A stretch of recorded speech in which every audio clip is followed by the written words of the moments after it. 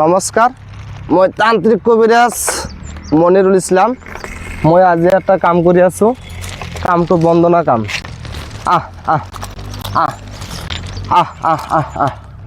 কিছু কিছু সময়ত মানে কি কিছু কিছু বস্তু পোৱা নাযায়। আজি গোটেই দিনটো ঘূৰি ঘূৰি ঘূৰি ঘূৰি এটাহে কলা ছাগলী পালোঁ। আৰু ইয়াৰে কাৰণটো হ'ল এটা ছোৱালী এটা ল'ৰাক ভাল পাইছিল, সেইটো কিবা এটা কলা শনিগ্ৰহ লাগিছিল আৰু কিবা এটা হৈছিল, সেইকাৰণে এইটো মন্ত্ৰ মাৰি মাৰি এই কলা ছাগলীটোক মানে কি বিস্কুট খুৱাই আছোঁ। এইটো বিস্কুট খুৱাই আছোঁ, কুকুৰে হওক ছাগলী হওক খুৱাব লাগে। তো খুৱাব লাগে, খুৱাই আছোঁ।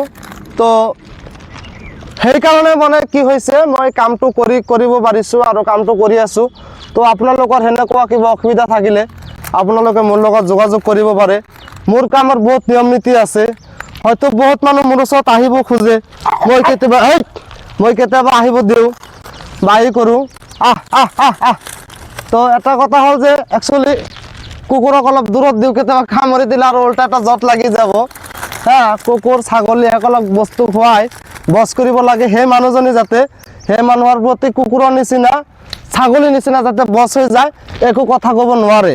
তো গতিকে মই কামটো কৰিলোঁ বা এনেকুৱা কামটো কৰি আছোঁ। তো আপোনালোকে মোৰ লগত যোগাযোগ কৰিব পাৰে, প্ৰেম ভালপোৱা হওক বা যিকেই নহওক কিয়। খুদা হাফিজ, জয় অসম।